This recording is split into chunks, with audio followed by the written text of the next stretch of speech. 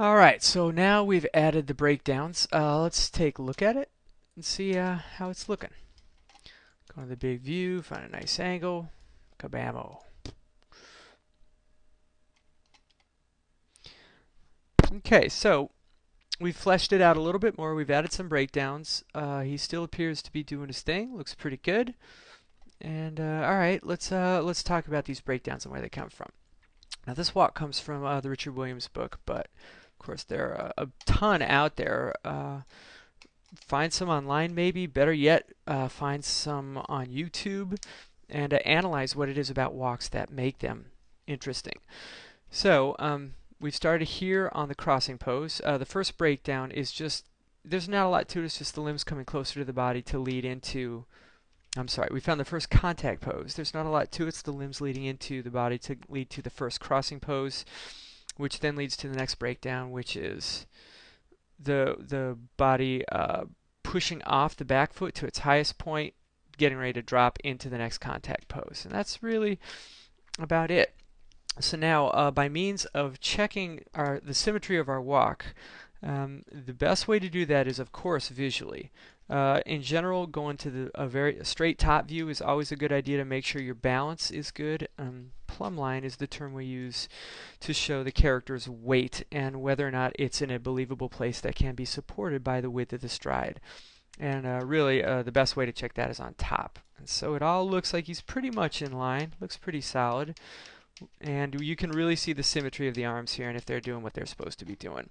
So we want to check it visually, but we also want to check it, of course, with our lines. Because if the lines ain't pretty, even if the animation looks pretty, you're going to have trouble down the road. So what you want to do is you want to shift select both the upper arms and just pick any two aspects, say the rotate Z. You pick rotate Z on one, control select rotate Z on the other. And what you want to get is something that basically looks like this. Here's one rotate Z. You can see it's in a nice sort of smooth arc. And when you pick the other rotate Z, oops, that's a shift. So when you control pick the other rotate Z, you can see they're doing the equal and opposite thing, especially based off of the zero line here. They're going about to the same point, north and south, minus 30, whatever it is to 30, whatever, and the balance looks pretty good. So you're going to want to go through and double check that with all of your opposite curves, with the translates on your feet and everything.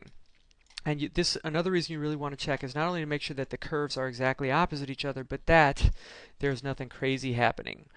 For instance, this key here is rotating in Z at 24, but that would also be the same as rotating at 384, because that's another 360 degrees. So when you're in step, when you're just ripping through the keys like this, it looks fine. But then, when you go to final it, if you put it in, say, spline mode, when it plays through, you're going to see, whew, it does that crazy rotation. So, putting it back down step, when you look back at your curves, make sure that they look smooth and that there's nothing crazy jumping out at you like that. That's a red flag there. So if you've got all your curves, they're all contained within a decent rotation level and they look opposite and the animation looks nice as it interpolates through the keys, then you know you're in good shape. Alright, so that's our broken down walk, and it looks pretty good. And now that the walk is broken down, we're just going to start to look into what it means to final it and what's the process by which we want to do that. Cool. All right. So we've got a nice broken down walk cycle, and now we want to start to think about how we're going to final it, make it pretty. So since it's already down to 4s, which is pretty good, and it's all feeling like it's doing what it's supposed to be doing, when I'm getting ready to start finaling a shot, I usually just try to decide, does it need to be broken down more, or is it ready to start in on the finaling? And so, I wonder what that is. Hope we didn't need it. Alright, so since this all looks pretty good, the curves all look like they're doing what they're supposed to be doing, and it's moving pretty well, and it's already down to 4s. It's in the ballpark for finaling, so I'm just gonna pick the whole darn thing and put it on clamped, which to me is my favorite line for finaling. And the curves still look pretty nice. They look manageable. So I'm just going to go for it and see what happens. All right? Why not? Let's live dangerously. We're animators. We fear no worldly terror. All right, let's give it a try. Okay, well, not half bad. Usually if you do a first pass like this, where you just spline it all or clamp it all and go for it, usually there's something kind of haywire in the system. But this one is acting pretty well. We're getting a real nice drag on that left hand. There are a few things I see that are a little funny, but they all should be fairly well manageable with the curves. Okay, so let's just take a look at a couple of the things that jump out at me. Okay, now what I'm seeing here is I'm seeing a walk cycle that's not exactly symmetrical. The way it appears is that the way he cycles through with his right foot coming down and across, there appears to be a little bit more of a drop. If you look at the up down in his body, one up down looks to be pretty smooth, and the other one has a little bit of a pop to it. That one's kind of smooth, that was popping. So let's take a look at the curves and see what's doing with that. All right. Okay, so we go back to our 3-panel layout, and we'll just pick them one at a time. I usually like to start my finaling from the core out. So let's just take a look at this. Mainly, the only thing this body is doing is translating in Z, or is translating in Y. So let's take a look at what it's doing there. It looks pretty close. Now, if you remember what we did with the cycle of the ball, you might have a sense as to why one of the interpolations up and down is smooth and one of them is poppy. And the answer to that comes from, this is a cycle, so we want to see the full cycle. So we want to post-infinity cycle, and then we want to see infinity. Now if you look at this curve, you can see this is a nice slow curve coming down here, and here's this pop where we tangent out from the cycle and into infinity. So the way we would want to fix that, of course, is by, if we want to fix the beginning of this, that's the beginning of this line here. So if we take this tangent and turn it like that, we can see how it affects the infinity line. And now when you bring them really tight like that, you can see now our infinity line here looks pretty close to what's going on there. So now when we just play it through, it's still got a little pop to it, but that sort of gives the animation some character, but they're both kind of doing it in the same way. So, but I do think we can maybe make this animation a little bit prettier. So, if it feels like he's kind of going a little too high there and that drop is a little too drastic and it feels a little poppy, we can take these, and it's better to take both at the same time, and just drop them a little bit and smooth that out. Okay? Now I think, and we can also smooth out this line a little bit too, so they look kind of the same. Let's see how that looks. Looks a little better. I mean, the playback is a little erratic, so we may want to play blast it just to make sure, but that doesn't take long. So already that whole thing feels a little bit smoother. So now what we need to keep in mind is we're going to need to do something like this for all the pieces. So the best way to do it is to pick everything, the whole thing, and then go curves, post infinity, cycle the whole thing, view infinity. We see infinity. So now we've just sort of made our whole process a little bit easier because we can see all the curves. And so really, all these curves are going to have to be messed with so that this tangent doesn't happen. And the best way to do that is hard to say. So it's really best to take them sort of at one at a time.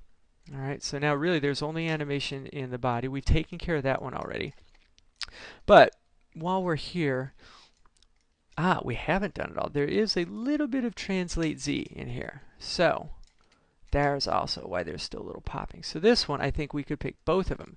So the idea is we want this little V to look like this U so that the whole thing is symmetrical. So if we take this and flatten it out, and then take this one and flatten this one out, now we can see how that curve looks just like that curve. Okay? Now again, there's a little bit of asymmetry through here.